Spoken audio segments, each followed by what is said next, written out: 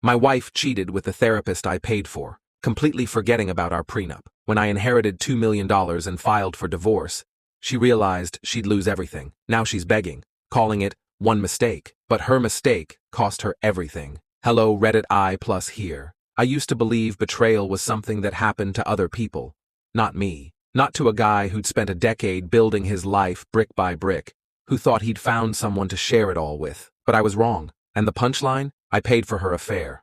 Literally. How it all started. My name's Lucas, 35M now, but I was 26 when we met. And I met Nora at a fundraiser for a community arts center.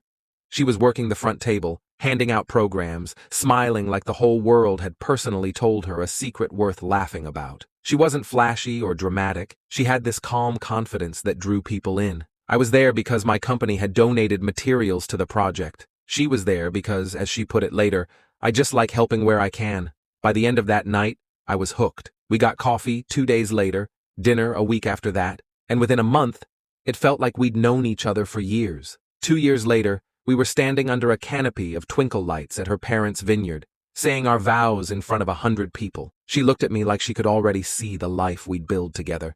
A future, a family, the whole thing. For the first 6 years, it actually felt like we were that couple. We had a small but cozy home in the suburbs, a golden retriever named Scout, and a rhythm that worked. I worked in project management for a construction firm. She coordinated events at a resort hotel. We took trips when we could, weekend getaways, camping in the fall, little things that made life feel full. Sure, we had arguments, but they never lasted long. She was the type to talk things through, or at least she used to be. My grandfather was old school. He built a real estate empire from nothing, started flipping rundown homes in the 60s, and ended up owning properties in 3 states. He loved me like a son, and before he passed, told me something I'll never forget. Trust people, Lucas, but protect yourself just in case you're wrong. When Nora and I got engaged, he insisted I draw up a prenuptial agreement. I didn't want to. I thought it sounded cold, transactional. But Grandpa was persistent, and eventually I brought it up to Nora. To her credit, she didn't flinch. She said she understood, that she didn't care about my family's money, that love wasn't about contracts. So, we each got our own lawyers, signed the paperwork, and filed it away. The terms were simple. Any inheritance I received remained separate property. If infidelity ever caused a divorce, the guilty party would receive only minimal assets. At the time, I honestly believed it was just a formality to keep my grandfather's mind at ease. I never imagined it would one day save me from total ruin. When the therapy began, it started innocently enough. Around our 7th year of marriage, Nora began talking about how burned out she felt. Her job had become overwhelming, demanding clients, long nights, and events that never seemed to end. She said she was anxious, couldn't sleep, and didn't feel like herself. I was all for her getting help. Mental health is important, right? She did her research and found a therapist, Dr. Stephen Lang, a man in his early 40s with glowing online reviews and a fancy office downtown. I paid the bill without a second thought. About $150 per session, once a week. Insurance covered some of it, but the rest came from our joint account. For the first few months, she came home from her sessions lighter, calmer. She said it was helping. But soon, things started feeling off. Nora began dressing up for therapy. Full makeup, perfume, the kind of outfit she'd normally wear for date night. When I teased her about it, she just laughed and said, "You never know who you'll run into at the office." I brushed it off. But then came the late sessions. At first, she said Dr. Lang offered evening appointments for clients with busy schedules. Then it was extra long sessions for breakthrough work. Sometimes she wouldn't be home until 10 p.m. And when she did get home, she'd be glowing, not from tears or emotional exhaustion, but that kind of energy people get after a good time. I told myself I was being paranoid, that she was just trying to heal. That lie got harder to hold on to when I started seeing her phone light up constantly. Messages, smiles. She said it was a support group Dr. Lang had recommended. Except one night, I caught a glimpse of her phone screen. The name at the top of the chat, Dr. Stephen Lang. The inheritance that changed everything. A few months later, my grandfather passed away. He left me $2.1 million and a small rental property. It should have been one of those bittersweet moments. Grief mixed with gratitude. But Nora's reaction wasn't grief. It was calculation. She wanted to know everything. How much was liquid? When would it transfer? Could we invest it together? I reminded her, gently, that per our prenup, any inheritance remained my separate property. She laughed and said, "Of course, babe. What's yours is mine, right? That tone, that little twist in her voice, felt wrong. Then she started therapy 3 times a week. Said the grief was affecting her too. The night I found out. 2 months later, I had to travel for a work conference, Thursday through Sunday. The last night wrapped early and I managed to catch an earlier flight home. I didn't tell Nora. I wanted to surprise her. It was around 6 p.m. when I pulled into the driveway. Her car was there, but there was also another one. Silver sedan, plates from the city. I walked in quietly. The house was too quiet. Then I heard it. Her laugh, coming from upstairs. I froze. It was that laugh, the one she used when she was trying to charm someone. I went up slowly, my heart in my throat, and stopped at our bedroom door. It was open just a crack, and there she was, my wife, tangled up with Dr. Lang, the man whose therapy sessions I'd been paying for. On our bed, in our home. While I was supposed to be out of town, I didn't scream. I didn't say a word. I just pulled out my phone and hit record. They didn't even notice until I'd filmed half a minute. When Nora finally saw me, she went white as a ghost. Dr. Lang jumped up, mumbling excuses, grabbing for his clothes. Nora burst into tears, begging me to wait and let her explain. I walked out the door without saying a thing. That night, I checked into a hotel. She called nonstop. I ignored every message. By morning, I'd already spoken to my lawyer. I sent him the video, the prenup, and the payment receipts for her therapy. He said it was an open and shut case. And it was. Dr. Lang's world collapsed almost instantly.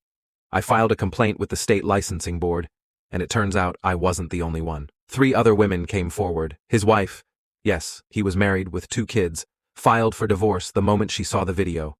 His license? Gone within 2 months. Meanwhile, Nora's panic turned to desperation. She showed up at my apartment sobbing, claiming it was just one mistake, that it didn't mean anything. I told her she'd been having that mistake 3 times a week for half a year, on my dime. Her lawyer tried to argue that she deserved a fair share after 7 years of marriage. The prenup and video destroyed that argument instantly. When she learned she'd walk away with only half of our joint assets, about $40,000 total, she had a full-blown meltdown in the courthouse hallway. She screamed that I was ruining her life. The judge didn't even blink. I bought myself a quiet condo overlooking the bay. New job, smaller firm, fewer headaches. I still have Scout. He's a good reminder that loyalty isn't complicated. As for Nora, she had to sell the house. The inheritance she thought she'd live off, never touched a cent of it. She tried to get her old job back. They'd already replaced her. Now she works as a receptionist for a catering company. Friends say she looks exhausted, older, like she's aged a decade in a year. Dr. Lang? Last I heard, he's selling used cars somewhere 2 states over. It's funny. I used to feel guilty for having a prenup. Thought it meant I didn't trust the woman I loved. Now I realize it wasn't about distrust. It was about self-respect. People will show you who they are when they think you're not watching. Nora thought she could take everything from me. Instead, she lost everything for a man who used her, then blamed her the moment things fell apart. If there's one thing I learned from all this, it's this. Sometimes protection isn't about the money. It's about the peace that comes from knowing you'll be okay, even when someone you loved tries to destroy you. When the dust of a divorce settles, people tell you it gets easier. They say you'll heal, that you'll move on, that time fixes things. What they don't tell you is that the silence that follows, the absence, can feel like its own kind of storm. 6 months after I finalized my divorce from Nora, I was living in my new condo by the bay. It had white walls, a single couch, a coffee table I'd built myself, and a view that looked like a painting. Every morning, I'd sit on the balcony with Scout at my feet and watch the sun rise over the water. It was quiet, peaceful, and some days, unbearably lonely. You get so used to noise when you're married. The hum of another person in the house, the sound of hair dryers, the clink of mugs, the occasional sigh from the other side of the couch. When it's gone, you start to realize how much of your identity was wrapped around that noise, but I needed that quiet. I needed the space to rebuild the person I was before I became the guy whose wife cheated with her therapist. About 2 months after the divorce was finalized, Nora sent her first message. It came in at 11:43 p.m. on a Tuesday night. Hey, I know you probably don't want to hear from me, but I just wanted to say I'm sorry again. For everything, I stared at the message for a long time. I didn't reply. The next morning, she texted again. I found an old photo of us at the vineyard. You looked so happy that day. I ruined that. I wish I could take it back. I blocked her number. That night, she emailed me from a new address. The subject line read, "Please, just one conversation." Her message was long. Pages, practically. She said she was in therapy again, with a different therapist, obviously. She said she'd realized how selfish she'd been, how she'd thrown away the best thing in her life. She said Dr. Lang had taken advantage of her vulnerability. She said she didn't love him, that it had been confusion, weakness, and loneliness. She asked if we could meet. Just coffee, she wrote. For closure. Closure. That word does a lot of heavy lifting for people who want a second chance. I didn't plan to meet her, but curiosity is a tricky thing. So, one Saturday morning, I went to the cafe she suggested. She was already there, sitting by the window. When I walked in, I almost didn't recognize her. Nora used to be effortlessly put together, hair styled, clothes neat, perfume subtle but elegant. Now she looked tired. Her hair was flat, her eyes swollen, and her smile trembled when she saw me. "Lucas," she said softly, as if the word itself hurt. I nodded and sat down across from her. Scout waited outside, tied to a bench, his tail wagging like the only creature still happy to see anyone in this story. She started crying before I even said a word. "I don't know where to start," she whispered. "Maybe start with why," I said. She took a shaky breath and told me everything. According to her, the affair hadn't started with intention. It began when she started venting to Dr. Lang about feeling unappreciated, unseen, overworked. He told her she was brilliant, misunderstood, and deserved more.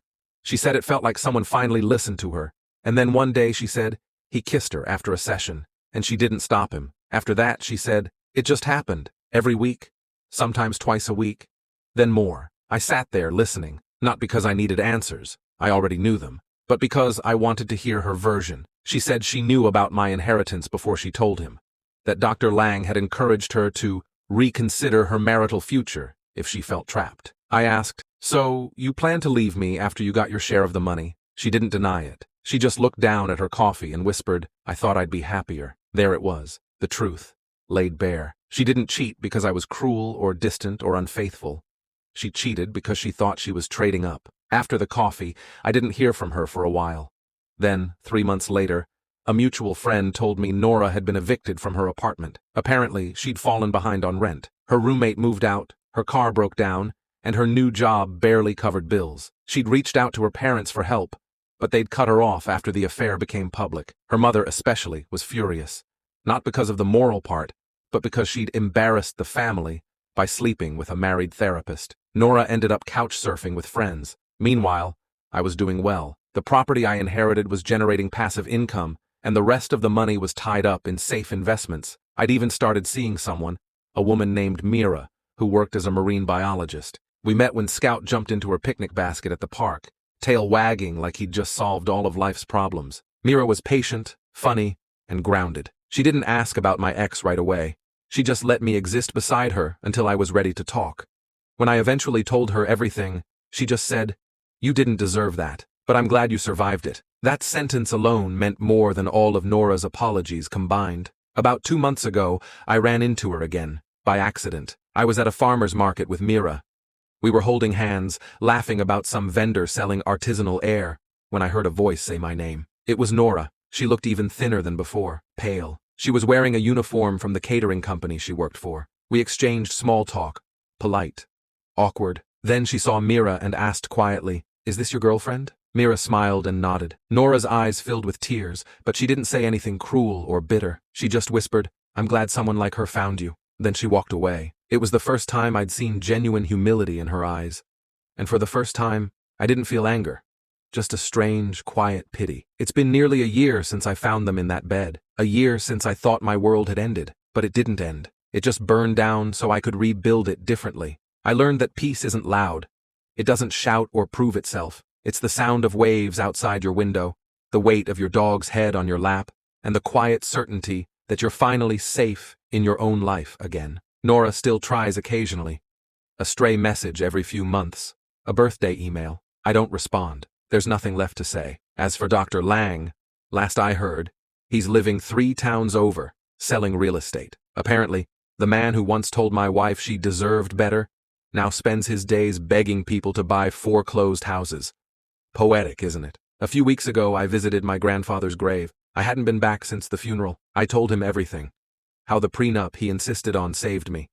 How the lessons he taught me about caution turned out to be more about self-worth than money. I stood there for a long time, the breeze moving through the trees, and I realized something. Forgiveness isn't about letting the other person back into your life. It's about freeing yourself from the need for them to understand what they destroyed. I've stopped waiting for closure because I already found it. In the quiet mornings, the steady rhythm of normal days, and the warmth of a woman who looks at me with no hidden agenda behind her smile. Sometimes karma doesn't come in thunder.